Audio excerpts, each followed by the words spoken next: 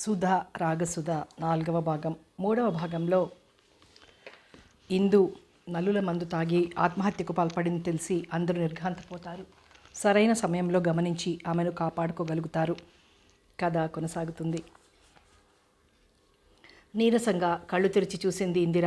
ఇందు చెయ్యి నిమురుతూ పిలిచింది సుధ. ముందుకు వంగి ముఖం పక్కకు తిప్పుకుంది. సూటిగా సుధ ముఖంలోకి చూడలేక కళ్ళు మూసుకుంది. మూసిన కళ్ళ నుంచి నీళ్లు పక్కలకి జారాయి. ఇందు, అసలే నీరసంగా ఉన్నావు, బాధపడకూడదు. కళ్ళు తుడిచింది సుధ. మరి సుధీ, నన్నెందుకు బతికించావే?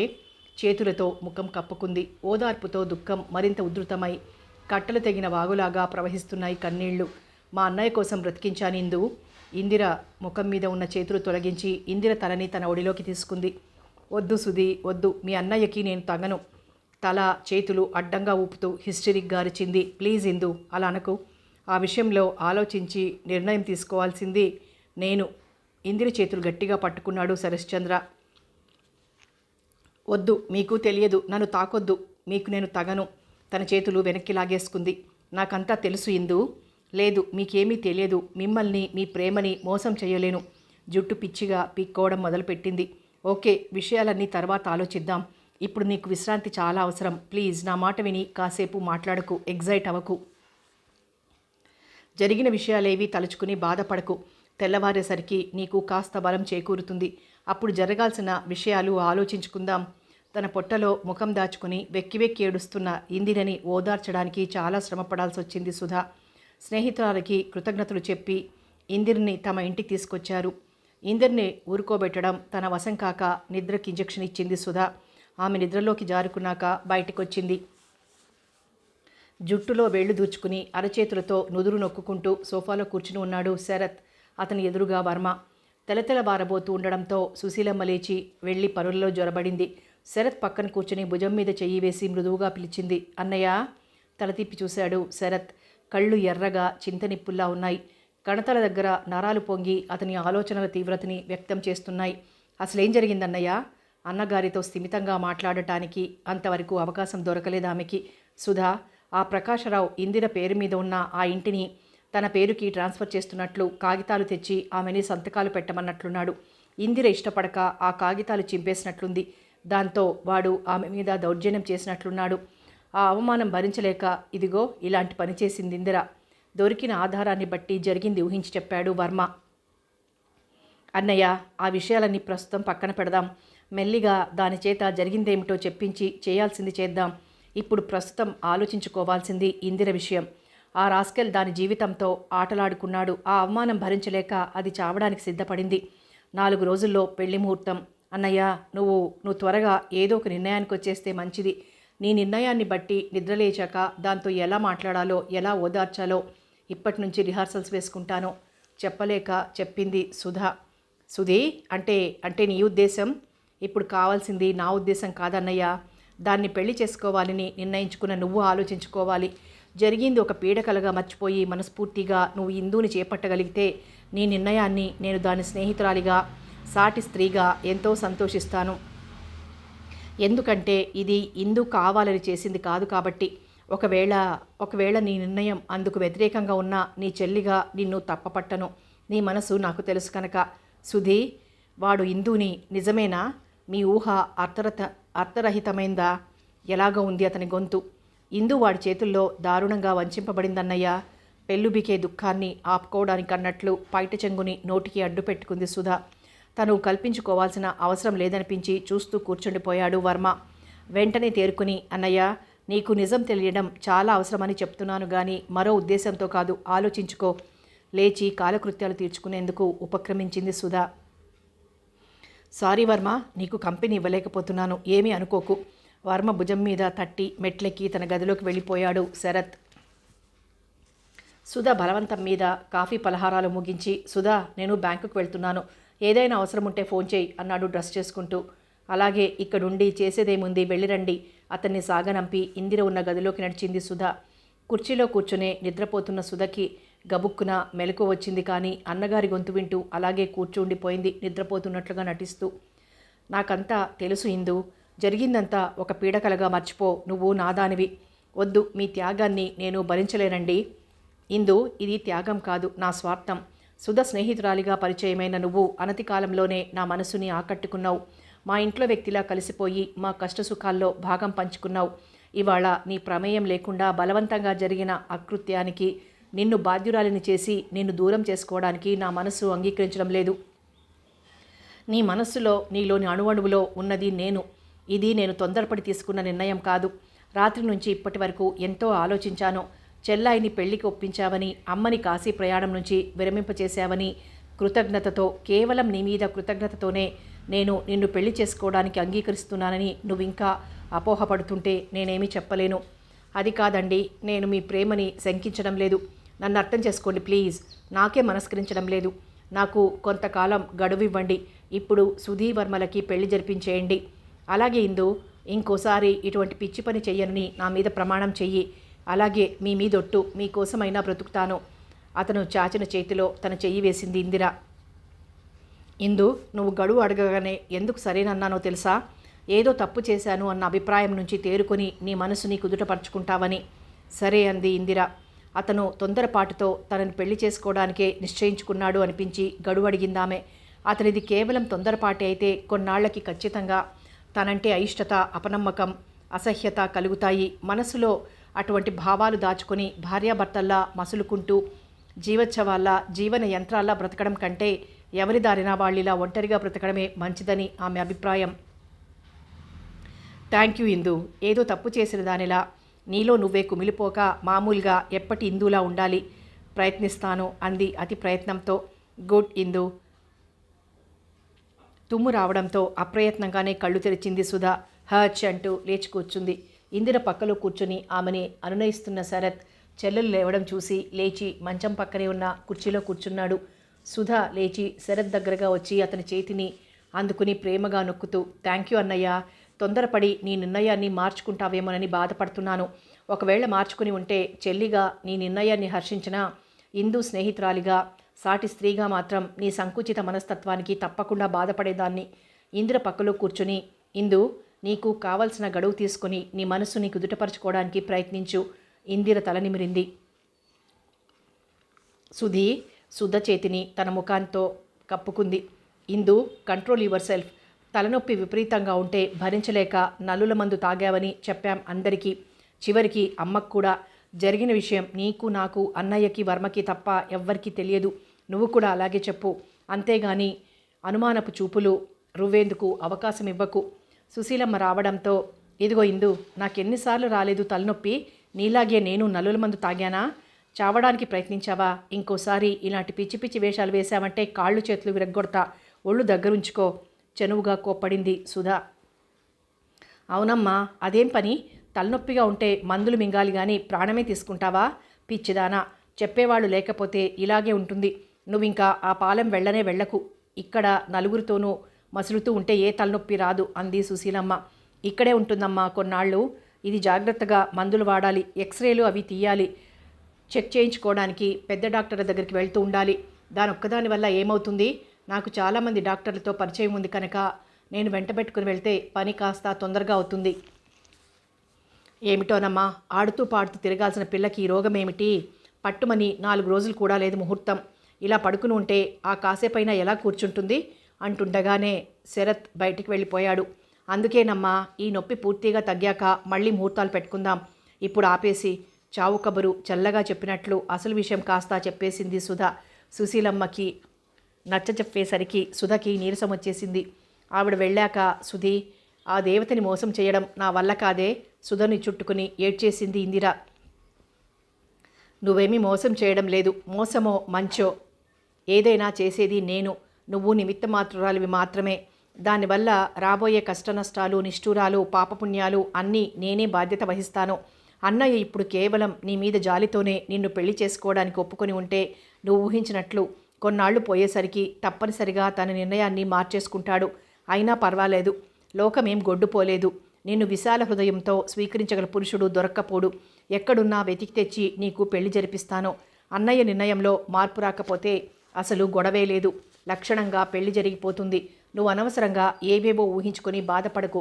మనసు పాడు చేసుకుని చూసేవారికి అనుమానం కలిగేలా డల్గా ఉండకు హితబోధ చేసింది సుధా. సుధా, నీలాంటి స్నేహితురాల్ని పొందిన నేను నిజంగా ఎంతో అదృష్టవంతురాలిని సుధి. మీ అన్నయ్య తన నిర్ణయం మార్చుకుంటేనే నేనెంతో సంతోషిస్తాను. ఆయన్ని భర్తగా భావిస్తూ ఈ జీవితాన్ని గడిపేయగలను. సరేలే, అవన్నీ తర్వాత ఆలోచిద్దాం.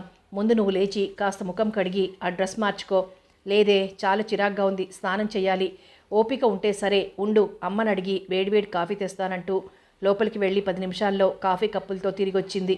వేడివేడి కాఫీ గొంతులోకి దిగేసరికి కాస్త నీరసం తగ్గి ఓపికొచ్చినట్లు అనిపించింది ఇందిరకి. లేచి వెళ్ళి స్నానం చేసి వచ్చి సుధ చీర జాకెట్టు వేసుకుంది.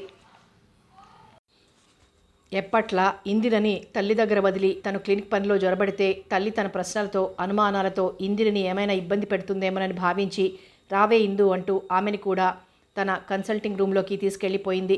తన వెంట సాయంకాలం బ్యాంక్ నుంచి తిరిగి వచ్చిన వర్మకి ఇందిరను అప్పగించి తను బయట పనులు చూసుకోవడానికి వెళ్ళింది.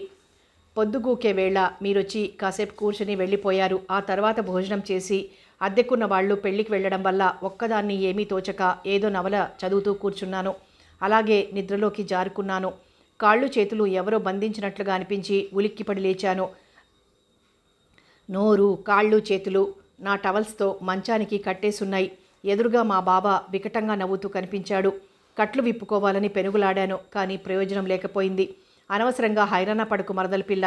మర్యాదగా నేను చెప్పిన పని చేస్తే నేనే మర్యాదగా నిన్ను విడిచిపెట్టేస్తాను అంటూ చేతులు కట్లు విప్పి కాగితాలు నా ముందు సంతకాలు చేయమన్నాడు. చూస్తే అవి ఇల్లు అతని పేరు రాసిచ్చేస్తున్నట్లుగా తెలియజేసే దస్తావేజులు. అవి దొరకబుచ్చుకుని చింపి పారేశాను. అతను కోపంతో రెచ్చిపోయి అరవడానికి నోటికి కట్టిన గుడ్డలు ఊడిరాక ఆ కసాయవాడి చేతుల్లో నిర్దాక్షిణ్యంగా ఆ పైన చెప్పలేక దిండులో ముఖం దాచుకుంది ఇందిర. ఇందు, ఊరుకోవే, ఓదార్పుగా వెనునిమిరింది సుధ. ఇందు, నువ్వు తలుపులు వేసి పడుకుని ఉండగా వాడు లోపలికి ఎలా వచ్చాడు అడిగాడు వర్మ. పెరటి వైపు తలుపుకి 2 తలుపుల మధ్యలో కాస్త సందుంది. ఆ సందులో నుంచి చాకు దూర్చి కర్రగడియని పైకెత్తి తలుపులు తోసుకొని వచ్చాడట చెప్పింది. హారి, వీడి తెలివి తగలయ్యా. సంతకం పెట్టేయాల్సింది ఇందు. ఆ ఇల్లు లేకపోతే నీకు వచ్చిన లోటేమిటి? ఇందిర ముంగురులు సర్దుతూ అంది సుధా. ఎంతైనా మరదల్ని కదా, మరీ అంత దారుణంగా ప్రవర్తిస్తాడనుకోలేదు సుధా. మా ఆయన ఊళ్ళోనే లేడు అని చెప్పింది మీ అక్క. తప్పించుకొని ఎక్కడికి పోతాడు రాస్కెల్ అంటున్న శరత్ ముఖం చూసి ఉలిక్కి పడింది ఇందిర. కోపంగా ఎర్రగా జేవురించి ఉంది అతని ముఖం. ఇప్పుడు గాలించి అతన్ని పట్టుకుని కేసు పెడతారా?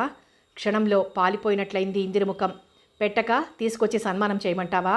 చిరాకు పడ్డాడు శరత్. అది కాదండి, అతను దుర్మార్గుడే. నాకు తీరని ద్రోహం చేసిన మాట నిజమే. అందుకోసం ఇప్పుడు అతన్ని అరెస్ట్ చేసి జైల్లో పెడితే అక్క, పిల్లలు దిక్కులేని వాళ్ళైపోతారు. వద్దండి, అతని మానాన్న అతన్ని వదిలేయండి ప్లీజ్. కన్నీళ్లతో చేతులు జోడించింది ఇందిర. నీకంత ద్రోహం చేసిన వాడిని వదిలేయమంటావా? ఇలాంటి పిచ్చి కబుర్లు నా దగ్గర చెప్పకు. నేనొక బాధ్యత గల పోలీస్ ఆఫీసర్ని. నేరస్తులు ఎవరైనా పట్టుకుని శిక్షించడం నా డ్యూటీ. నా వాళ్ళకి ద్రోహం చేసిన వాళ్ళని వదిలేస్తే అది నా వృత్తికే ద్రోహం చేసినట్లవుతుంది అసహనంగా అన్నాడు శరత్. ఇందిర చెప్పింది ఒకందుకు ఆలోచించవలసిన విషయమేరా. కేసులు గొడవ అంటే ఇందిర గురించి మనం దాచిపెట్టే రహస్యం బట్టబయలు కాక తప్పదు. అలా జరిగితే ఇందిర నలుగురిలో తలెత్తుకుని తిరగలేదు. నలుగురు 4 రకాలుగా అనుకుంటుంటే ఆమె భర్త కాగోరే నువ్వు అశాంతిగా ఫీల్ అవుతావు అన్నాడు వర్మ. అవునన్నయ్యా, కదిపి కందిరీగల తుట్ట అయిందని బాధపడ్డం ఎందుకు? అతన్ని పట్టుకుని జైల్లో పెట్టించినంత మాత్రాన ఇందుకు జరిగిన ద్రోహం మాసిపోదు. ఆయన అన్నట్లు అందరికీ తెలిసి అల్లరి కావడం తప్ప వాడి పాపాన వాడే పోతాడు. అసలు ఆ సంఘటన జరగలేదనుకుని ఆ విషయాన్ని అంతటితో మర్చిపోవడం మంచిది అంది సుధా. వారిద్దరి మాటల్లోనూ నిజం లేకపోలేదనిపించి మౌనం వహించాడు శరత్. మీరు ఈ కుక్కముట్టిన కుండను వదిలేసి ఇందిర మాట పూర్తి కాకముందే శరత్, ఇంకో అమ్మాయిని పెళ్లి చేసుకోవాలి అంతేగా కఠినంగా అన్నాడు. అప్రయత్నంగా గుటక మింగింది ఇందిర. ఇంకోసారి నీ నోటి నుంచి ఈ మాట విన్నానంటే ఏం చేస్తానో నాకే తెలియదు. నా సంగతి నీకు ఇంకా పూర్తిగా తెలియదులా ఉంది. మామూలుగా ఎంత మంచివాడినో కోపం వస్తే అంత చెడ్డవాడిని గుర్తుంచుకో అనేసి చరచరా బయటికి వెళ్ళిపోయాడు. ఇందు, ఎందుకే అస్తమానం నిన్ను నువ్వు అలా చిన్నబుచ్చుకుంటూ మాట్లాడతావు? అన్నయ్య ఏ విషయంలోనైనా ఒక నిర్ణయానికి వచ్చాడంటే సాధారణంగా దాన్ని మార్చుకోడు. పెళ్ళనేది మామూలు అన్ని విషయాల వంటిది కాదని నేను కాస్త అనుమానించాను. కానీ ఇప్పుడు దీన్ని బట్టి వాడి నిర్ణయంలో మార్పు రాదని ఖచ్చితంగా తెలుస్తోంది. ఇందు, మా అన్నయ్య అని నేను గొప్ప చెప్పడం కాదు. వాడు మనస్ఫూర్తిగా ఇష్టపడి నిన్ను చేసుకుంటే నువ్వు చాలా అదృష్టవంతురాలివి. అందుచేత నువ్వింకా నిశ్చింతగా ఉండు. జరిగిందంతా పీడకల అనుకుని పూర్తిగా మర్చిపో. అవునమ్మా, మంచి సంఘటనల్ని మళ్ళీ మళ్ళీ తలుచుకుంటే మనసుకి ఎంత ఆనందంగా ఆహ్లాదంగా ఉంటుందో, చెడు సంఘటనల్ని మర్చిపోతే అంతకంటే ఎక్కువ సుఖ సంతోషాలు లభిస్తాయి. వాడి విషయంలో స్థిరమైన నిర్ణయానికి వచ్చేశాడు. నీ మనసును కూడా అందుకు సిద్ధం చేసుకోమ్మా అనునయంగా అన్నాడు వర్మ. అరచేతులు కళ్ళ మీద కప్పుకొని ఆలోచిస్తున్నట్లుగా మౌనంగా కూర్చుండిపోయింది ఇందిర. రిక్షా దిగి కళ్ళజోడు సవరించుకుంటూ చేతి సంచితో లోపలికి వస్తున్న ఆడబడుచు కాంతమ్మని చూసి గతుక్కుమంది సుశీలమ్మ. తెల్లవారితే సుధీ వర్మల పెళ్ళి. ఆ విషయం తెలిసి ఏదో రాద్ధాంతం చేయడానికే వస్తోంది ఈవిడ అనుకోగానే ఆమె మనసు కీడుని శంకించసాగింది. ఏమ్మా వదినా, నేను గుర్తున్నానా? కాంతమ్మ పలకరింపుతో. ఎంత మాట కాంతం వదినా, రా కూర్చో, అందరూ బాగున్నారా? బలవంతంగా నవ్వుతూ కుశల ప్రశ్నలు వేసింది. ఏం బాగోలేమ్మా, మీ అన్నయ్య గారు పోయాక నా బతుకు ఎందుకు కరగాకుండా పోయింది. వదినా, కాసిని మంచినీళ్ళివ్వు అంది ఆయాసపడుతూ. తీసుకొస్తానండు లోపలికి నడుస్తూ బయటికి రాబోతున్న శరత్ చేయి పట్టుకుని గబగబా లోపలికి లాక్కుపోయి, బాబు, మీ అత్తయ్య వచ్చింది. ఆవిడ ఈ ఇంటి ఆడపడుచు. చాలా కాలం తర్వాత మన ఇంటికి వచ్చింది. చాదస్తంగా ఆవిడ ఏమైనా అన్నా నువ్వు కోపం తెచ్చుకుని గందరగోళం చెయ్యకు. నా కోసం. మీ నాన్నగారుండగా మీరు ఏవో అనుకున్నారు. ఇప్పుడు నువ్వేమైనా అంటే నేనేదో కావాలని అనిపించాను అనుకుంటుందావిడ అంది బ్రతిమాలుతున్న ధోరణిలో. అలాగేనమ్మా అంటూ బయటికి వచ్చి, ఏమత్తయ్యా, కులాసాగా ఉంటుందా నీ ఒంట్లో? పలకరిస్తూ పక్కనే కూర్చున్నాడు. ఏం కులాసలేరా అబ్బాయి, చావకుండా బతకకుండా ఇలా ఉన్నాను. మీ చెల్లెలేది అంది అన్ని గుమ్మాలకేసి కలియజూస్తూ. మంచినీళ్ళ చెంబుతో వచ్చిన సుశీలమ్మ గుండె దడదడలాడింది. సుధాకి పెళ్ళి అని తెలిసే వచ్చిందో తెలియదో, తెలిస్తే ఇప్పుడేం గొడవ చేస్తుందో ఏమిటో. అప్పుడంటే సుధా చిన్నపిల్ల, ఏమన్నా తండ్రి సమాధానం చెప్పుకున్నారు. ఇప్పుడది వయసొచ్చిన పిల్ల. మరుగున పడిన ఆ జ్ఞాపకాలని బయట పెడితే మనసు కష్టపెట్టుకుంటుంది. అయ్యో, నాకేది దారి? తనలో తనే బాధపడుతోంది సుశీలమ్మ. పిడుగు పడుతుందేమో అన్న ఆదుర్దా కలుగుతోంది ఆమెకి. లోపలుందిలే అత్తయ్యా. ఏరా అబ్బాయ్, నాకు తెలియకుండానే పెళ్లి చేసేసుకుందామనుకున్నావట్రా బడవా?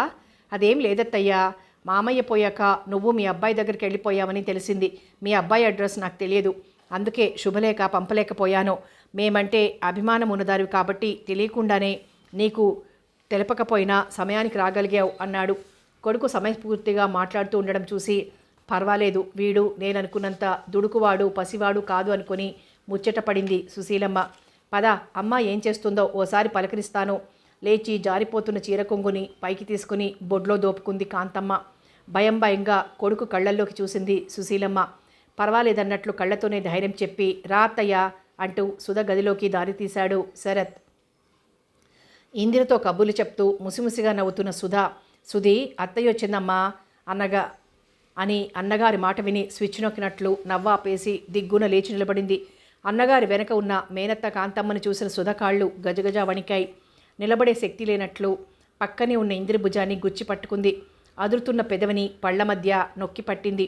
బుగ్గన చుక్క, పొడవుగా దిద్దిన బొట్టు, సన్నగా కాటుక దిద్దిన సోగ కళ్ళు, తలంటుకున్న తల, వదులుగా అల్లుకున్న జడ, తలలో మల్లెలు కనకాంబరాలు కలిపిన మాల, చెవులకి దుద్దులు తళుక్కుమంటుంటే టిష్యూ చీరలో మరింత అందంగా కనిపిస్తోంది సుధ. ఆ రోజు ఉదయమే ఇందిరని, సుధని పెళ్లి కూతుళ్ళని, శరత్ని, వర్మని కూడా పెళ్లి కొడుకుల్ని చేశారు. అందరూ బొమ్మల్లా ఎక్కడి వాళ్ళక్కడే నిలబడిపోవడం చూసి, అమ్మాయి, అత్తయ్య కాళ్ళకి దండం పెట్టమ్మా అంది సుశీలమ్మ ముందుగా తేరుకొని. మెల్లగా కదిలి వణుకుతున్న చేతులతో మేనత్త పాదాలంటి నమస్కరించింది సుధ. సుధని లేవనెత్తి, ఎందుకమ్మా నన్ను చూసి అలా భయపడుతున్నావు? స్కూల్లో చేరినందుకే తిట్టిపోసింది అత్త, ఇప్పుడేమంటుందనా? సుధని అక్కున చేర్చుకుని, పిచ్చి తల్లి, అప్పుడు చాదస్తంగా ఏదో అన్నాను, అవన్నీ మర్చిపోమ్మా. బొడ్డూడని పిల్లకి పెళ్లి చేసింది మేము. నా కొడుక్కి ఆయుర్దాయం లేకపోవడంతో ఆ గంగమ్మ తల్లి పొట్టన పెట్టుకుంది. దానికి నువ్వేం చేస్తావు? వాడిని నువ్వేమైనా చావమన్నావు కనుకనా, చంపావు కనుకనా? ఇంత వయసు వచ్చాక మీ మామయ్య పోతే ఒంటరితనంతో మిగిలిన ఈ జీవితమంతా ఎలా గడపారిలా దేవుడా అని కుళ్ళి ఏడుస్తున్నాను. అలాంటిది నిన్న కాక మొన్న నా కళ్ళ ముందు పుట్టి పెరిగిన పిల్లవి, నూరేళ్లు సుఖంగా సంతోషంగా ఉండాల్సిన మొక్కుపచ్చలారని పసిపిల్లవి, మరో మనిషి తోడు లేకుండా ఎంతకాలం ఉంటావే తల్లి? సుధ చెంపలు నిమిరి పాలభాగాన్ని ప్రేమగా చుంబించి, పిల్ల పాపలతో నూరేళ్లు సుఖంగా సంతోషంగా పచ్చగా ఉండు తల్లి మనస్ఫూర్తిగా ఆశీర్వదించింది కాంతమ్మ. సుధ కళ్ళ నుంచి జారిన నీళ్లు కాంతమ్మ వక్షాన్ని తడిపాయి. నేనొస్తే పెళ్లి పందిట్లో ఏం గొడవ చేస్తానో ఏమిటోనని మీరు నాకు కబురు చేయరని నాకు తెలుసు. వీడ్ ఆఫీస్లోనే పనిచేస్తున్నాడట. రామారావని. మా అబ్బాయి ఉన్న ఊరే. ఆ రామారావు తల్లి నాతో బాగా స్నేహితంగా ఉంటుందేమో. కొడుకును వెంటబెట్టుకుని నా దగ్గరికి తీసుకొచ్చింది. మాటల్లో మన చంద్రుడు పనిచేసే చోటే అతను పనిచేస్తున్నాడన్న విషయం బయటపడింది. వివరంగా అడిగితే ఈ పెళ్లిళ్ల విషయం చెప్పాడు. తీరా తెలిసాక మనసుండబట్టలేక ఇది నా పుట్టిల్లు, నన్ను ఒకరు పిలిచేదేమిట్లే అని వెంటనే బయలుదేరాను. గొడవ చేసి పెళ్ళాపుదామని, నిన్ను తిట్టి శాపనార్థాలు పెడదామని కాదమ్మా, నిన్ను నిండుగా చూసి మనసారా ఆశీర్వదించిపోదామని. సుధ కళ్ళు తుడిచింది తన కొంగుతో. కాంతం, చాలా సంతోషమమ్మా. అమ్మాయి అలా మోడులా కళ్ళ ముందు తిరుగుతుంటే చూడలేక వంశాచారం, పరువు, మర్యాద అని ప్రాకులాడడం మూర్ఖత్వం అనిపించింది. దానికి చేస్తే గాని అబ్బాయి పెళ్లి చేసుకొనని పట్టుబడితే సరేనన్నాను అంది సుశీలమ్మ ఆనందాతిరేకంతో. నీ మంచి మనసుని అర్థం చేసుకోలేకపోయాం. మమ్మల్ని మన్నించత్తయ్యా. ఏదో గొడవ చేస్తావన్న ఉద్దేశంతోనే నీకు కబురు చేయలేదు. ఆ తర్వాత తెలిసిన పెళ్ళైపోతుంది కనుక ఏమీ చెయ్యలేవని అనుకున్నాం. కానీ నీది మంచి మనసు కనుక ఆశీర్వదించడానికి నీ అంతటి నువ్వే సమయానికి వచ్చావు అన్నాడు శరత్. పోరా భడవా, నేనా మాత్రం గ్రహించలేననుకుని అడ్రస్ తెలియలేదు, వంకాయ గోంగూర అంటూ నంగనాచి కబుర్లు చెప్పావు. ఒరేయ్, నా వయసులో సగం కూడా లేదు నీ వయసు. ఇప్పటి కుర్రకారు ఆలోచనలు, అభిప్రాయాలు ఎలా ఉంటాయో ఆ మాత్రం గ్రహించలేననుకుంటున్నావట్రా. ముసిముసిగా నవ్వింది కాంతమ్మ ఇందిర వైపు చూస్తూ. ఒరే చంద్రుడు, ఈ అమ్మాయినేమిట్రా నీకు కాబోయే పెళ్ళాం అడిగింది శరశ్చంద్రుని. అవునత్తయ్యా. ఇందు, కాళ్ళకి దండం పెట్టమ్మా, నిన్ను కూడా ఆశీర్వదిస్తుంది అంది సుశీలమ్మ. ఇందిరిని ఆశీర్వదించి, బాగుందమ్మా వదిన, పెళ్లి కాకముందు నుంచి కోడలు తెచ్చి ఇంట్లో పెట్టేసుకున్నావు, ఇదెక్కడి విడ్డూరం అంది బుగ్గలు నొక్కుంటూ. ఇందిరకి వెనక ముందు ఎవరూ లేరు కాంతం. మన సుధీకి ప్రాణ స్నేహితురాలు. సుధీ కంటే ఎక్కువ అభిమానం చనువు నేనంటే. పాలెంలో లంకంత కొంపుంది. పాపం ఒక్కతి అక్కడ ఏముంటుందని నేనే ఇక్కడుండి పొమ్మన్నాను. అన్నగారి పట్టుదల వల్ల సరే అంది గాని ఏదో చెయ్యరాని పనిచేస్తున్నట్లు ఒకటే గుబులు పడుతోంది సుధీ. నాకా ఏవో పనులు. అమ్మాయితో పట్టుమని 10 నిమిషాలు కూర్చొని కబులు చెప్పడానికి వీలవదాయే. పెళ్ళంటే మాటలా మరి. అందుకే ఒకరికొకరం తోడుగా ఉంటామని నేనే ఇక్కడ ఉండి పొమ్మన్నాను సర్ది చెప్పింది సుశీలమ్మ. బాగుందమ్మా. ఇదిగో అమ్మాయి, నీకెవ్వరూ లేరని అనుకోకు. నేను లేను. వాడు నాకు మేనలుడైతే నువ్వు నాకు కూతురువి, తెలిసిందా? ఇందిర తలనిమిరింది అభిమానంగా. చాలా సంతోషం పెద్దమ్మా. ఇందిర కళ్ళు తడిశాయి. కృతజ్ఞతాపూర్వకంగా చేతులు జోడించింది. పిచ్చిదానా మృదువుగా భుజం తట్టింది. ఏమ్మా, నీ బిడియం తగ్గలేదా? నా మీద నమ్మకం కుదరడం లేదా ఇంకా? తలదించుకొని తన పక్కగా నిలబడి ఉన్న సుధగడ్డం పైకెత్తింది. అదేం లేదత్తయ్యా, నీ మంచితనం నన్ను ఉక్కిరి బిక్కిరి చేస్తోంది అంది సుధ గద్గద స్వరంతో. మంచితనమా మట్టిగడ్డలా? కాలాన్ని బట్టి మారాలి. మా అమ్మమ్మల కాలంలోలా మేమున్నామా? మా కాలంలోలా మీరుండడానికి ఏ ఎండక గొడుగు పట్టాలి గాని అన్నింటికీ ఒకటే మంత్రం అంటే ఎలా? నవ్వేసింది కాంతమ్మ. సుధతో పాటు మిగిలిన వాళ్ళందరి మనసులు కూడా కుదుటపడ్డాయి. అబ్బాయ్, వర్మ నిద్రలేచాడేమో చూసి పిలుచుకురా. తల్లి మాట విని తన గదిలోకి వెళ్ళి నిద్రపోతున్న వర్మని లేపి వెంటబెట్టుకొచ్చాడు శరశ్చంద్ర. అత్తయ్య, ఇక ఇతనే మన సుధకి కాబోయే భర్త. ఈ ఊళ్ళోనే బ్యాంక్లో పనిచేస్తున్నాడు అంటూ వర్మని పరిచయం చేశాడు. వర్మ వినయంగా నమస్కరించాడు. దీర్ఘాయుష్మాన్ భవ ఆశీర్వదించి సుధని వర్మని మార్చి మార్చి చూసి, ఈడు జోడు బాగుందిరా అబ్బాయి. చిన్నతనాల్లో పెళ్ళిళ్ళు చేస్తే ఈడు జోడా వాళ్ళు పెరిగి పెద్దయ్యేసరికి ఒకళ్ళు లావుగానో, లేకపోతే సన్నంగానో, పొట్టిగానో, పొడుగ్గానో, నల్లటి నలుపు తెలుపుగానో మారి కాకి ముక్కుకి దొండపండన్నట్లు తయారై చూసేవాళ్ల జాలి చూపుల్ని, వెక్కిరింతల్ని ఎదుర్కోవాల్సి వచ్చేది. ఆ పాడు రోజులు చాలా వరకు పోయాయిలే. ఒరే అబ్బాయ్, మంచిని ప్రోత్సహించినట్లే చెడుని ఖండించి తీరాలిరా, లేకపోతే మంచికి విలువ లేకుండా పోతుంది అంది. హియర్ హియర్, బాగా చెప్పారంటీ. అక్షర లక్షలు విలువైన మాటలు చెప్పారు. గట్టిగా చప్పట్లు కొడుతూ తన సంతోషాన్ని వ్యక్తం చేశాడు వర్మ. ఆంటీ ఏమిటి ఆవకాయలాగా? చక్కగా ఈ అమ్మాయిలా నోరారా పెద్దమ్మ అని పిలు, లేదా అమ్మ అను, నాకేమీ అభ్యంతరం లేదు. ఆ గంగమ్మ తల్లి ఒడిలో పెరిగి పెద్దవాడైన నా కొడుకు తిరిగి నన్ను చూడడానికి నా దగ్గరికి వచ్చాడనుకుంటాను. అలాగే పెద్దమ్మ, నీ అభిమానానికి కృతజ్ఞుణ్ణి. అత్తయ్య, మేనత్తని కౌగిలించుకుని వెక్కి వెక్కి ఏడ్చేసింది సుధా. పిచ్చిదానా, నీ బాధ నాకు తెలుసమ్మా. నాలాగే నువ్వు ఈ ఇంటికి ఒక్కగానొక్క ఆడపడుచువి. పిల్ల పాపలతో 10 కాలాల పాటు పచ్చగా ఉండాలమ్మా. అదే ఈ అత్తయ్య కోరిక. నిన్ను అపురూపంగా చూసుకుంటూ అక్కును చేర్చుకునేందుకు మంచి మనసుతో ముందుకొచ్చిన ఈ అబ్బాయి ఇక నుంచి నా కొడుకే. నువ్వెప్పటికీ నా కోడలివేనమ్మా. పెళ్లి కూతురివి కంటతడి పెట్టకూడదు. కళ్ళు తుడిచి వెన్ను నిమిరింది కాంతమ్మ. ఏం బాబు, మీ అమ్మ నాన్న వర్మని అడిగింది. లేరు పెద్దమ్మగారు. నేను పుట్టగానే అమ్మ నా కాళ్ల మీద నేను నిలబడే శక్తి సంపాదించుకోకముందే నాన్న ఈ లోకం విడిచి వెళ్ళిపోయారు. మేనమామ నన్ను చేరదీశాడు.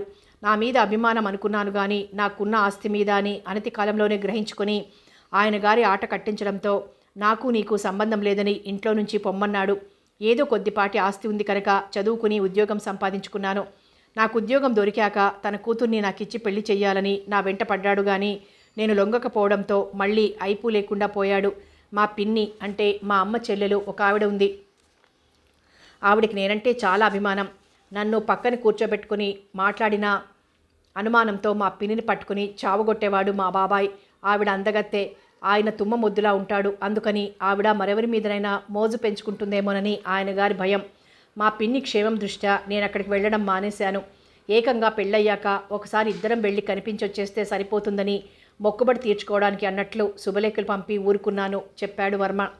బాగున్నాయి నాయన బంధుత్వాలు, దీర్ఘంగా నిట్టూర్చింది కాంతమ్మ. ఇంత మంచి పెద్దమ్మ దొరికాక నీకేం లోటురా? వర్మ భుజం తట్టాడు శరత్ నవ్వుతూ. నిజమే ఒప్పుకుని పెద్దమ్మ ఇంక మీరు ఇక్కడే ఉండిపోండి హాయిగా అన్నాడు వర్మ అభిమానంగా. అవునత్తయ్యా, ఒక్కతికి ఏమీ తోచక అమ్మ కాశీ వెళ్తాను అని గొడవ చేస్తోంది. ఒకరికొకరు తోడుగా ఉంటూ హాయిగా కృష్ణారామ అనుకుంటూ కూర్చోవచ్చు. ఇది నీ పుట్టిల్లు. నాన్నగారు ఉండి ఉంటే మావయ్య గారు పోయిన వెంటనే ఇక్కడికి తీసుకొచ్చి ఉంచుకునేవారు నిన్ను. మావయ్య గారు పోయినట్లు మాకు మొన్నటిదాకా తెలియనే తెలియదు. మా మీద కోపం ఇంకా తగ్గక నువ్వు మాకు కబురు చేయలేదనుకుని అమ్మ బయలుదేరినా నేనే వద్దన్నాను. అవును కాంతం, పురుషదండన పుత్రదండన అన్నట్లు వీడి కోపిష్ట స్వభావానికి దడిసి ఊరుకున్నాను కానీ నీకింత కష్టం వచ్చినందుకు నేనెంత బాధపడ్డానో. బాధపడింది సుశీలమ్మ. పోనీలే వదిన, ఆ కబురు తెలియజేయకపోవడం మాదే తప్పు. ఇంకా మీరు రాలేదని నేను ఎలా అనుకుంటాను? ఎదిగిన పిల్లలు ఉత్తరం రాయండర్రా అంటే నా మాటలు వింటేనా? ఇప్పుడైనా బయలుదేరుతుంటే ఎంతంత మాటలన్నారని మళ్ళీ తన గుమ్మం తొక్కకూడదట. నాకు గతి లేదనుకుంటున్నారు అప్రాచ్యులు. ముక్కు చీదేసింది. పోనీలే అత్తయ్యా, బాధపడకు, చెప్పానుగా ఇక్కడే ఉండిపో, నీకే లోటు రానివ్వం అన్నాడు శరత్. అమ్మా, అత్తయ్యకి అసలు మంచినీళ్ళైనా ఇచ్చావా వచ్చాక? సుధ హెచ్చరికతో. అయ్యో నా మతిమండ, పదమ్మా కాంతం, 2 చెంబులు నీళ్లు పోసుకురా, 4 మెతుకులు తిందు గాని. ఎప్పుడు బయలుదేరావో ఏమిటో. కబుర్ల ధ్యాసలో ఆ విషయమే మర్చిపోయాను. తొందర చేసి కాంతమ్మని తన వెంట తీసుకెళ్ళింది లోపలికి. శరశ్చంద్ర, ఇందిర, వర్మ, సుధల వివాహం క్లుప్తంగా జరిగిపోయింది. ఈ మధ్యకాలంలో ఇందిర ఇదివరకట్లా హుషారుగా ఉండకపోవడం తెలిసిందే. అయినా మరీ డల్గా, మనిషి వడిలిపోయినట్లుగా అనిపించడంతో సుధకి అనుమానం వచ్చింది. ఇందు ఇలా రా అంటూ ఆమెను చెయ్యి పట్టి మెట్లెక్కి శరత్ గదిలోకి తీసుకెళ్లి తలుపులు దగ్గరగా మూసి, ఇందు ఒక మాట అడుగుతానేమీ అనుకోవుగా అంది. అడగవే, నేనెందుకు అనుకుంటాను? అయినా నీకు తెలియని విషయాలేమున్నాయని. ఇందు, నువ్వు మెన్సెస్ ఎప్పుడయ్యావు? సుధీ భయంగా చూసింది. చెప్పు ఇందు, ఆ సంఘటన తర్వాత అయ్యావా? సుధ ముఖంలోకి చూడలేను అన్నట్లు ఆమె మెడవంపులో ముఖం దాచుకుంది. నువ్వు తల్లివి కాబోతున్నావన్న విషయం కూడా నువ్వు గ్రహించుకోలేదు. ఇంత అమాయకురాలివి ఎలా బ్రతుకుతావే? ఊరుకో, బాధపడి చేసేదేముంది? ఆప్యాయంగా ఓదార్చింది. నన్ను తిట్టవే, శపించవే, ఈ ఆప్యాయతని అనురాగాన్ని నేను భరించలేను. భోరుమంది. ఊరుకో, అవేం మాటలు? నాకు 2 నెలలైనా ఇంకా నిండలేదుగా, అబార్షన్ చేసేయ్. ఈ పాపపు ముద్ద నా కడుపులో పెరగడానికి వీల్లేదు అంది ఒక నిశ్చయానికి వచ్చినట్లుగా.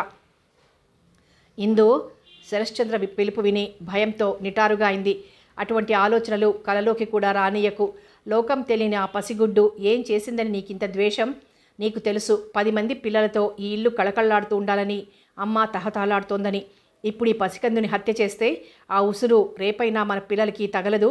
అయినా ఆ మాట నువ్వెలా అనగలుగుతున్నావు? మీరిలా. అవును, పుట్టబోయే బిడ్డకి తండ్రిని నేను.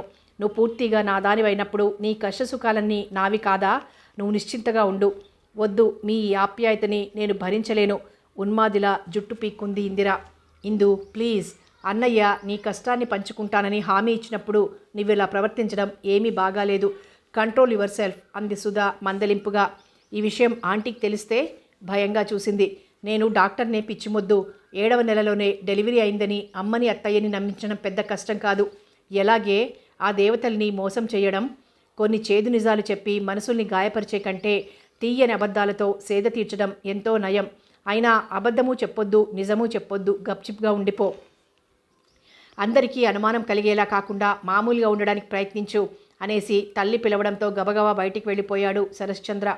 ఆ రాత్రి నూతన దంపతుల్ని గదిలోకి నెట్టి తలుపులు మూసింది సుశీలమ్మ. ఇందిర గుండె దడదడలాడుతోంది. ఎలాగో ధైర్యం చేసి, ఏమండి, నాదో కోరిక అంది అతి మెల్లగా. చెప్పు ఇందు.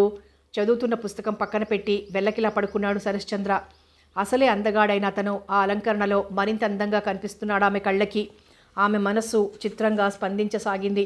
చెప్పు ఇందు, నువ్వేదడిగినా శాంక్షన్ చేసేస్తాను. ఈ తొలిరాత్రి బహుమతిగా. పక్కకు ఒత్తిగిలి మోచేతిని పరుపులో గుచ్చి అరచేతిలో తలాంచుకున్నాడు. చెయ్యి చాపి రమ్మన్నట్లు కళ్ళతో సైగ చేశాడు. అడుగు ముందుకు పడలేదు ఇందిరకి. మనం ఎలా చెప్పాలో తెలియక ఆగిపోయింది. నువ్వు ప్లస్ నేను = మనం. ఇవాళ ఉదయమే మనకి పెళ్ళైంది. ఇది మన మొదటి రాత్రి. ఈ విషయాలన్నీ నాకు తెలుసు. ఇంతకీ నీ గొంతులో నుంచి బయటికి రావడానికి అంత అవస్థ పడుతున్న ఆ చిదంబర రహస్యమేమిటి అన్నాడు నవ్వుతూ. అబార్షన్ చేయించుకుంటానంటే మీరు ఇష్టపడలేదు. మీ ఇష్టానికి వ్యతిరేకంగా నేను ఏమీ చెయ్యలేను. అలా అని సరిపెట్టుకొని ఈ మలినమైన శరీరాన్ని మీకు అర్పించడానికి నా మనసు అంగీకరించడం లేదు. ఎవరో తరుముకొస్తున్నట్లు గబగబా చెప్పేసింది. ఆమె శరీరం సన్నగా కంపిస్తోంది. అంటే నీ ఉద్దేశం? శరత్ కనుబొమ్మలు ముడిపడ్డాయి. ఈ పాపపు ముద్ద బయటపడే వరకు మనం ఆమె అభిప్రాయం అర్థమైంది అతనికి. చేతులు తలకింద పెట్టుకుని మెల్లగా తిరుగుతున్న సీలింగ్ ఫ్యాన్ కేసి చూస్తూ, అలాగే ఇందు, నువ్వు నిశ్చింతగా ఉండు. మనిద్దరికీ తప్ప ఈ విషయం మూడో కంటి వాళ్ళకి తెలియకూడదు. మనం ఎంతో అన్యోన్యంగా ఉన్నట్లు అందరికీ అనిపించాలి అన్నాడు ఏ భావం వ్యక్తం కాని గొంతుతో. మిమ్మల్ని బాధ పెడితే నన్ను క్షమించండి.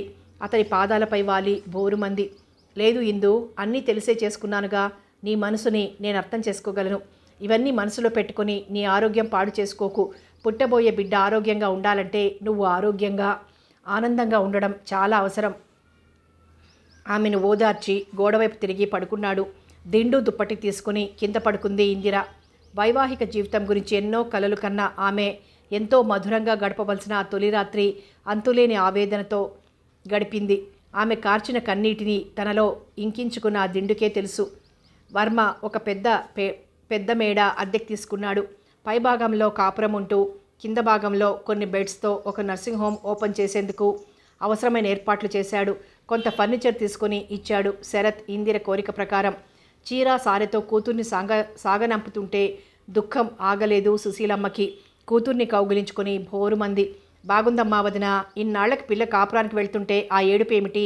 దూరాభారం కాదు, క్షణంలో వెళ్ళి రావచ్చు. అర్ధరాత్రి అయినా సరే వదిన గారిని మందలించింది కాంతమ్మ. కాంతం, నువ్వు దాంతో వెళ్ళి కొన్నాళ్ళు ఉండిరా. ఏనాడు గిద్దెడు బియ్యం కూడా వండెరగదది అంది సుశీలమ్మ కళ్ళు తుడుచుకుంటూ. ఇంకా నయం, నా కూతుర్ని వదిలిపెట్టి నీ కూతురు కాపురం చక్కదిద్దడానికి వెళ్ళాలా? బాగుంది, అదేం కుదరదు కానీ నువ్వే వెళ్ళి నీ కూతురికి కాస్త పని పాట నేర్పించిరా కాంతం అన్న తీరుకి అందరూ నవ్వేశారు. సుధీర్ని వదిలి మీరుండలేరని అంటోంది పెద్దమ్మ. మీరు వెళ్ళిరండత్తయ్యా బలవంతంగా అత్తగారిని కారెక్కించింది ఇందిర.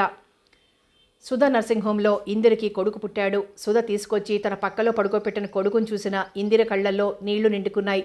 సుధీ, ప్లీజ్ నా పక్కలో నుంచి వీడిని తీసేయి. ఇందు, బాబు నా కొడుకు గుర్తు చేశాడు శరత్. అవును ఇందు, ఇన్నాళ్ళైనా మర్చిపోకుండా ఇలా పదే పదే ఆ విషయం గుర్తు తెచ్చుకొని బాధపడతావెందుకు? ఇదిగో అమ్మొస్తోంది, ఊరుకో. సుశీలమ్మ గొంతు విని తన చీర కొంగుతో ఇందిర కళ్ళు తుడిచింది సుధ. అది అప్పటికే గదిలో అడుగుపెట్టిన సుశీలమ్మగారి కంట్లో పడనే పడింది. అదేమిటమ్మా, పచ్చి బాలెంతవి, కన్నీళ్లు పెట్టుకుంటున్నావా అంది ఆదుర్దాగా. అదేం లేదమ్మా, వాళ్ళమ్మ గుర్తుకొచ్చారట అంది సుధ గబగబా. పిచ్చి తల్లి, పోయిన అమ్మ కోసం బాధపడొద్దు. నేనే నీ తల్లిని అనుకోమన్నానుగా.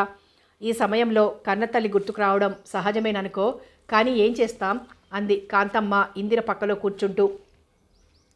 ఇందిర పక్కలో ఉన్న పసిబిడ్డని తన ఒడిలోకి తీసుకుంటూ, అమ్మాయి, ఈ బంగారు కొండ కోసం ఇంకా 2 నెలలు ఎదురు చూడాల్సి వస్తుందనుకున్నాను. నా ఆరాటాన్ని గమనించి ముందుగానే కనిచ్చేశావు. ఇంటి కోడలంటే ఇంటి దీపమే తల్లి. ఎప్పుడూ కళకళలాడుతూ వెలుగులు వెదజల్లాలి గాని కొడిగట్టిన దీపంలా అలా ముఖం ముడుచుకునుంటే ఇల్లంతా అంధకార బంధురమేనే తల్లి. మనవడి లేత బుగ్గలు పుణికి ముద్దు పెట్టుకుంది సుశీలమ్మ. 3వ రోజునే ఇంటికి తీసుకొచ్చేశారు ఇందిరిని. అబ్బాయ్, నేను అస్తమానం పైకి ఎక్కి దిగలేను. ఇందుకి పక్క కింద గదిలో వేస్తున్నానంది సుశీలమ్మ. అలాగేనమ్మా అనేసి పైకి వెళ్ళిపోయాడు శరత్. చూడు, అలాగే అని నోటి చివరి మాటగా అన్నావు కానీ ఆ మాట వినేసరికి నీ కొడుకు మొహం ఎలా ముడుచుకుపోయిందో అంది కాంతమ్మ నవ్వుతూ. కుర్రతనం వాడికేం తెలుసు అనేసింది సుశీలమ్మ. ఆ మాటలు విన్న ఇందిర ముఖం ముడుచుకుపోయింది.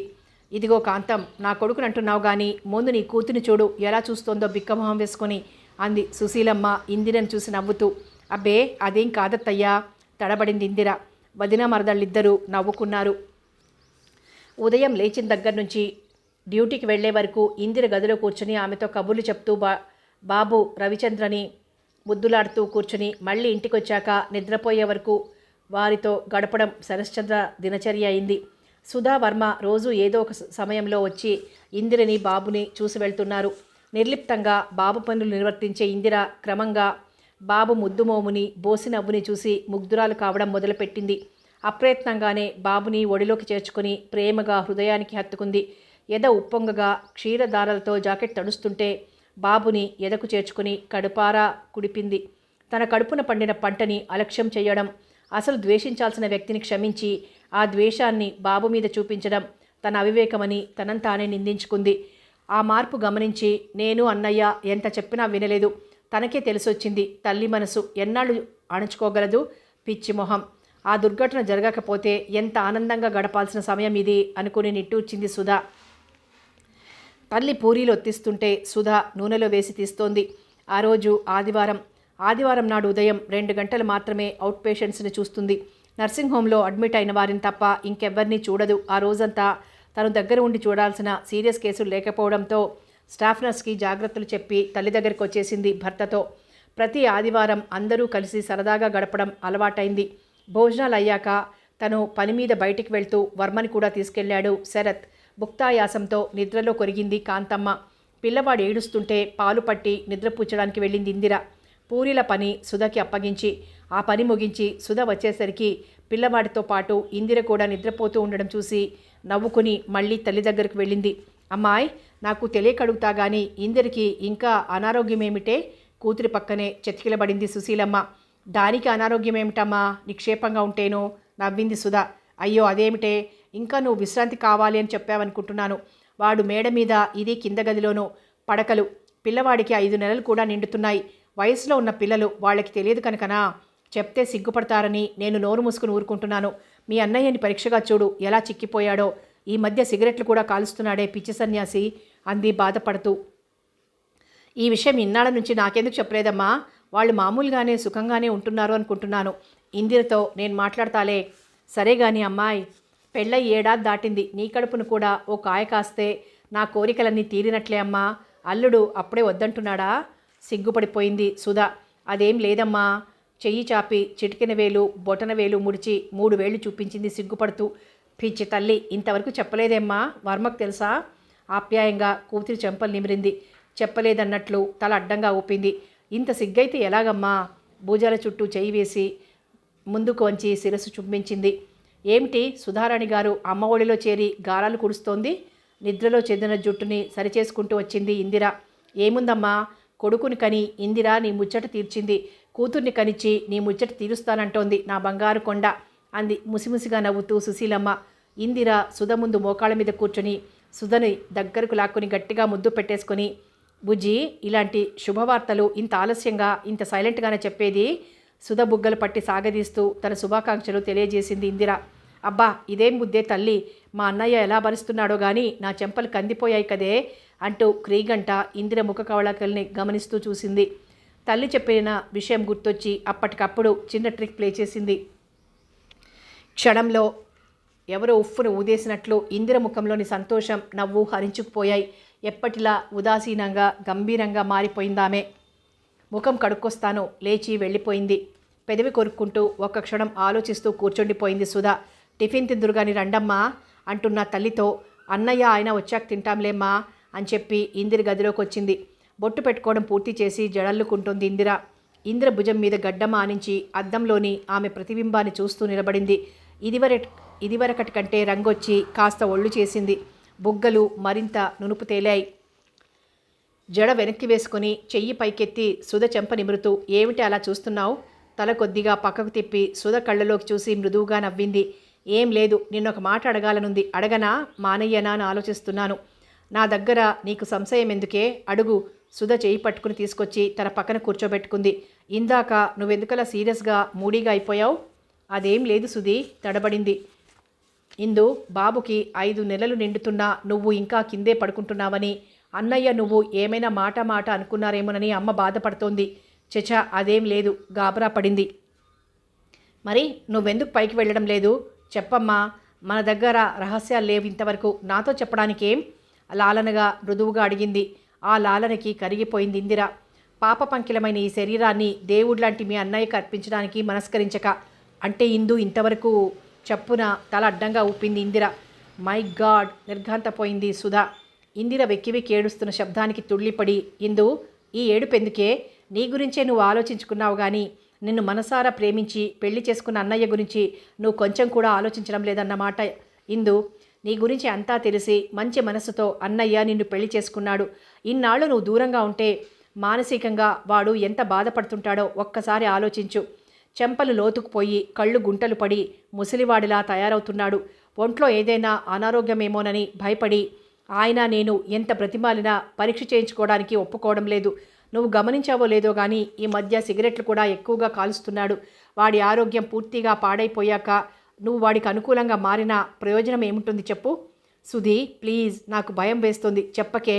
సుధ గుండెలో ముఖం దాచుకొని బోరుమంది. చూస్తూ ఎలా ఊరుకోనే? అటు తోడబుట్టిన అన్నయ్య, ఇటు ప్రాణ స్నేహితురాలు, ఇద్దరూ నాకు అత్యంత ఆత్మీయులే. మీరు సుఖంగా సంతోషంగా ఉంటేనే కదా మాకు సంతోషంగా ఉంటుంది. అయినా ఇందు, ఎన్నాళ్ళు ఇలా బాధపడుతూ కూర్చుంటే నీ మనసు కుదుట పడుతుంది చెప్పు? ఇందిర భుజాలు పట్టి సరిగ్గా కూర్చోబెట్టి, ఇందు, ఈ రోజు నుంచి నీ పడక మేడ మీద గదిలో, అర్థమైందా? అంది ఆజ్ఞాపిస్తున్నట్లుగా. సుధీ, నాకు భయం. చిన్నపిల్లలా బెదురుతున్న ఇందిరని చూసిన సుధకి ముచ్చటేసింది. తన తలతో ఆమె తలని ఢీకొడుతూ, భలే భలే, భయమా? మా అన్నయ్య పెద్ద పులా? నవ్వి, అఫ్కోర్స్ ఉద్యోగరీత్యా బయట పులే అనుకో, కానీ నీ ముందు మాత్రం పిల్లి, చిలిపిగా కన్నుగీటింది. ఇందిర కళ్ళు అప్రయత్నంగా కిందికి వాలిపోయాయి. ఇందు, నీకు రహస్యం చెప్పనా? తడిరెప్పలు టపటపలాడిస్తూ ఏమిటన్నట్లు సుధమొహంలోకి చూసింది ఇందిర. మొదట్లో నేను ఏదో తప్పు చేస్తున్నట్లు ఫీల్ అయ్యాను. నా సంగతి పూర్తిగా తెలిసి మనస్ఫూర్తిగా ఇష్టపడి నన్ను పెళ్లి చేసుకున్నారు. ఈయన దగ్గర నేను భయపడటం ఏమిటి అని నేనే ధైర్యం చెప్పుకున్నాను, అంతే. ఆ మర్నాడు పిచ్చిదానిలా అంత భయపడ్డావేమిటి అని నాలో నేనే నవ్వుకున్నాను. ఇప్పటికీ మీ అన్నయ్య ఆ విషయం గుర్తు చేసి వెక్కిరిస్తుంటే నిజమే, అంత సిల్లీగా బిహేవ్ చేసింది నేనేనా అనిపిస్తూ ఉంటుంది. అది వేరు, ఇది వేరు. పిచ్చిదానా, ఇవన్నీ స్త్రీ జీవితం అనే మహావృక్షం యొక్క వేర్లు, తెలిసిందా? సమస్యలు వేరువేరు అయినా పర్యవసానం ఒకటే, స్త్రీ జీవితం విషాదభరితం కావడం. నిజం చెప్పాలంటే ఇందు, చాలా సమస్యల్ని మనకి మనమే సృష్టించుకుంటున్నాం. మన పిరికితనంతో, తెలివి తక్కువతనంతో. కాస్త డీప్గా ఆలోచించి కొంచెం చొరవ చేస్తే ఆ సమస్య సాల్వ్ అయిపోయి మన తెలివి తక్కువతనం మనకే అర్థమవుతుంది. అంచేత నా మాట విని నా కోసం ఇవాళ కాస్త చొరవ చేసి చూడు. మా బంగారు కొండ కదూ, నా బుజ్జి కదూ, గడ్డం పట్టుకుని బ్రతిమాలింది. అంతలోనే చెయ్యి విసురుగా లాగేసుకొని, అసలు నాకు బుద్ధి లేదు కానీ నేను ఇలా బ్రతిమాలడం ఏమిటి? ఇవాళ నీ సంగతి ఏమిటో తేల్చేస్తాను. అంతవరకు ఇంటికి వెళ్ళను. బయట నుంచి శరత్ గొంతు వినిపించడంతో, అదిగో వాళ్ళు వచ్చేశారు, పద టిఫిన్ తిందాం. ఇందిరిని బలవంతంగా లేవదీసి బయటకు లాక్కెళ్ళింది సుధా. భోజనాలు అయ్యాక కాసేపు కబుర్లు చెప్పి, సుధీ, ఇంత పొద్దుపోయి ఇంటికేం వెళ్తావమ్మా, ఇక్కడే పడుకుని పొద్దుటే వెళ్ళండి అంటూ లేచి నిలబడ్డాడు శరత్. అలాగే అన్నయ్య. వర్మ, నాకు తలనొప్పిగా ఉంది, సారీ, నేను పడుకుంటున్నాను. వాళ్ళున్నా కాసేపు కూర్చొని నీకు నిద్ర వచ్చినప్పుడు పడుకో అంటూనే గబగబా మెట్లెక్కి తన గదిలోకి వెళ్ళిపోయాడు శరత్. కాస్త తీరిక సమయం దొరికితే నవ్వుతూ నవ్విస్తూ సరదాగా గడిపే అన్నగారి స్వభావం గుర్తొచ్చి సుధ గుండె కలుక్కుమంది. తమకి నిద్రవేళ అవగానే సుశీలమ్మ, కాంతమ్మ వెళ్ళి పడుకున్నారు. టీవీ చూస్తూ కూర్చున్న ఇందిర, సుధ, వర్మలని వదిలిపెట్టి సోఫాలో పక్కపక్కనే కూర్చొని చిలిపిగా నవ్వుకుంటూ కబుర్లు చెప్పుకుంటున్న సుధ వర్మని చూసి ఇబ్బందిగా ఫీల్ అవుతూ మెల్లగా లేచి తన గదిలోకి వెళ్ళిపోయింది ఇందిర. మధ్యలో ఓరకంట ఇందరిని గమనిస్తున్న సుధ ఆమె లేచి వెళ్ళిపోవడం చూసి లేచి ఇందిర గదిలోకి నడిచి, ఇందు, మధ్యలో వచ్చేసావేమే అడిగింది. అబ్బే ఏం లేదు, నిద్రొస్తుంటేనో తడబడింది. నిద్రొస్తుంటే నీ పడక ఇక్కడ కాదు, పద అంటూ చెయ్యి పట్టి బలవంతంగా మెట్ల దగ్గరికి లాక్కొచ్చి, నోరు మూసుకుని వెళ్ళి పైన పడుకో, తెల్లవారే వరకు దిగొచ్చావంటే కాళ్ళు విరగ్గొడతా అంది కాస్త కోపంగా. అది కాదే బాబు, నోర్మయ్, వాడి సంగతి నేను చూసుకుంటానులే. వాడు నీలా మొండివాడు కాదు, చక్కగా నేనెలా చెప్తే అలా వింటాడు. నువ్వు ముందు కదులు. మెల్లగా అడుగులో అడుగు వేసుకుంటూ మెట్లెక్కి శరత్ గది గుమ్మం వరకు వెళ్ళి వెనక్కి తిరిగి కింది మొదటి మెట్టు మీద నిలబడి ఉన్న సుధని చూసింది. అప్పుడు ఇందిర ముఖం చూస్తే నిజంగా చెప్పలేనంత జాలేసింది సుధకి. గబగబా పైకి వెళ్ళి ఇందిర భుజాల మీద చేతులు వేసి, ఇందు ఇలా కోప్పడుతున్నానని బాధపడకు ప్లీజ్. నేను కల్పించుకోకపోతే ఎప్పటికీ మీరిద్దరూ ఇలా దూరంగానే ఉండిపోతారనిపించింది. మెల్లగా చెప్తే నువ్వు వినవని ఇలా కోపం నటిస్తున్నానంతే. నీకు నా మీద కోపం లేదు కదూ అడిగింది. లేదన్నట్లు తల అడ్డంగా ఊపింది ఇందిర. Thank you. ఏదో పెద్ద పులి ఉన్న బోన్లోకి వెళ్తున్నట్లు ఏమిటలా వణికిపోతున్నావు? ధైర్యంగా కాస్త నవ్వుతూ వెళ్ళమ్మా. గెలిగింతలు పెట్టి నవ్వించింది. ఇప్పుడు వెళ్ళు, బెస్ట్ ఆఫ్ లక్. చెయ్యి మృదువుగా నొక్కి తను కిందికొచ్చేసింది. ఇందిర గదిలోకి వెళ్ళి తలుపులు మూశాక హమ్మయ్య అనుకుంటూ వచ్చి వర్మ పక్కన కూలబడింది సుధా. వదినగారిని శోభనం గదిలోకి పంపించి అలసిపోయినట్లున్నారు రాణిగారు నవ్వాడు వర్మ. ఏం చేస్తాం, ఈ అన్నకి తగిన చెల్లెలే అది. వట్టి మొండిగటం. ఓ పట్టాన లొంగితే కదా. సోఫా మీది కాళ్ళు చాపుకుని అతని మోకాలి మీద గడ్డమానించి టీవీ చూడసాగింది. మరే ఈ మొండిగటమే బాగుందని మెచ్చి తాళి కట్టించుకున్నావు వెక్కిరించాడు. అఫ్కోర్స్ నేనంటే అమిత ప్రేమ ఉన్న వ్యక్తి మొండిఘటమైన బ్రహ్మఘటమైన తప్పదు కదా మరి. గట్టిగా ఆవలిస్తూ ఇవాళ నా పక్క అల్లుడి దగ్గర మీ ఇష్టం, మీరెక్కడ పడుకుంటారో చూసుకోండి అంటూ ఇందిర గదిలోకి దారి తీసింది సుధా. వేరే కొత్తగా చూసుకునేదేమిటి, నా పక్క మా ఆవిడ పక్కలో. టీవీ కట్టేసి ఆమెను అనుసరించాడు వర్మ. ముసిముసిగా నవ్వుతూ లైట్ ఆర్పేసి వచ్చి పడక మీద వాలింది సుధా. చేతిని కళ్ళకడ్డుగా పెట్టుకుని మంచం మీద వెల్లకిలా పడుకుని ఉన్న శరత్ తలుపు చప్పుడు విని దిగ్గున లేచి కూర్చున్నాడు. బెడ్ లైట్ వెలుగులో ఇందిరని పోల్చుకుని, ఇందు ఇంకా పడుకోలేదు, బాగా పొద్దుపోయినట్లుంది. వర్మ సుధా పడుకున్నారా అన్నాడు మళ్ళీ వెనక్కి వాలుతూ. పడుకున్నారు, నాకు నిద్ర రావడం లేదు. నీ మొహం, నిద్ర రాకపోవడం ఏమిటి? కళ్ళు మూసుకొని పడుకో, అదే వస్తుంది. మళ్ళీ బాబులేస్తే నిన్ను పడుకోనివ్వడు. ఉబికి వస్తున్న దుఃఖాన్ని ఆపుకోవడం తన వశం కాక 2 అడుగుల్లో మంచం దగ్గరికి వెళ్ళి అతని ఎదపై వాలిపోయింది. ఉలిక్కిపడ్డాడు శరత్. ఇందు ఏమిటిది అన్నాడు ఆదుర్దాగా లేచి కూర్చుంటూ. నోట మాట రాక వెక్కి వెక్కి ఏడవడం మొదలుపెట్టింది.